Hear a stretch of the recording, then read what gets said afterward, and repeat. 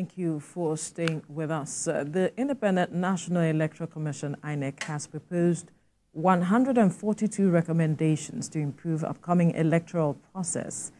This is in line with global improvement of electoral processes to ensure that the rights of individuals are captured and the tenets of democracy are preserved. Some say the proposed reforms are coming at the right time, with 4 major elections set to hold in the country before the next general election in 2027. The Commission says once the report on the proposed recommendation is ready, they will go public and ensure that engage Nigerians on these reforms. Joining us in the studio is lawyer and public affairs analyst Fred Nzako. Good morning. It's good to have you join us. Thank you. Good morning. And we also have in our Abuja studio political analyst Kaseem Afegbua. Kaseem, good morning. It's good to have you join us. Good morning. Thanks for having me. Let me begin with you, Kaseem. Since 1999, for instance, we have had several reforms to our electoral laws and processes, and that has brought us to where we are now. How much of a game changer will, from your perspective, 142 recommendations that INEC is, in its own wisdom, believes is necessary will bring to our processes? Thank you very much for the opportunity of this discussion. I think one thing that is permanent in human life is change. You need to continue to evolve new methodologies, new approaches, to solving problems, existential threats, particularly in the course of conducting an election in the country. I'm sure INEC, given the kind of outcry that attended the last elections, INEC has seen the need to also look inwards and retool and overhaul its own systems and operations.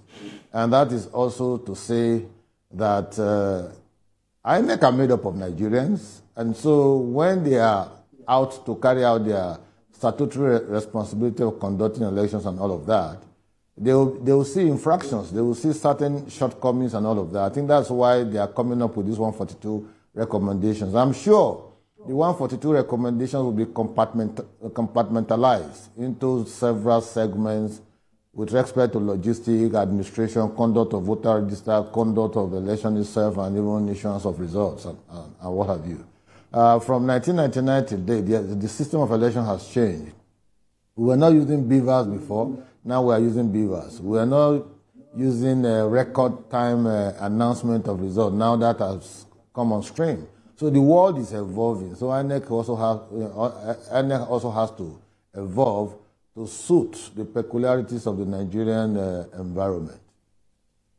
Interesting stuff. So Nigerians will now be wondering, what are these recommendations? Because 142 is just way much of recommendations. So what are some of the things that you feel that they need to basically focus on? Because the fallout of 2023 general election led to so much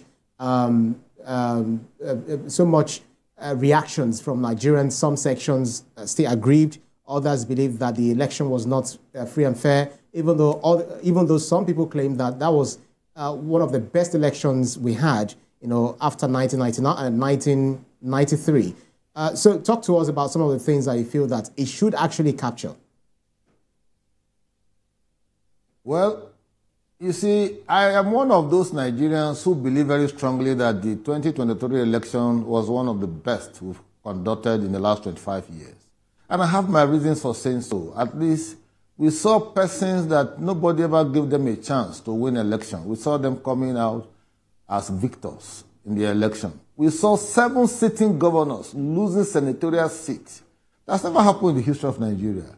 We saw even a major presidential candidate, Bola Ahmed Tinubu, who is now the president of the country, losing his election in Lagos, where he has held sway, where he has held sway for quite some time. We saw some surprises and upsets.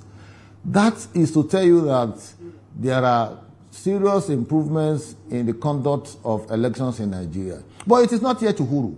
We need to sit backward and begin to retool the process, strengthen our institutions, and ensure that subsequent outcome will yield ground for more credible outcome. INEC on its own has its own challenges. I'm one of those who would like to see INEC decentralized or maybe bifurcated in a way that a particular agency will be responsible for the conduct of voters' register. INEC is the one that does everything. They conduct voter register, they compile voter register, they do delineation of constituency and voting and polling units. That shouldn't be their responsibility. They should give all this to different agencies that may work under INEC, but independent in a way that, you know, they will be able to own, you know, responsibility for whatever happens. But in this present INEC is the umpire, is the one that supervises election, voter register, delineation of polling units, and all kinds of, you know, activities, even logistics of providing vehicles on election day to distribute. INEC is the one doing all of that. Ad hoc staff, they recruit. And these ad hoc staff are the main problems of persons recruited for election because they call it ad hoc. They are not permanent. They are responsibility just that day. And once they are done, they are done. So they want to use it as an opportunity to also make their ends meet. And all of these challenges are what is informing INEC to sit backwards and also do an internal assessment to see how they can strengthen their own institution. But we are Nigerians and we need to continue to deepen the conversations around electoral reforms. We have had Uwe's report before now that gave a lot of very laudable and very positive recommendations and all of that. If you marry that with whatever INEC will come up with in his 142 report, at least we should be able to take a step further. I give you a typical example. They never foresaw that there will be flooding in Edo in their office. About 4,000 beavers machines were destroyed between now and September 21st that elections will be held. They have to go elsewhere to source for.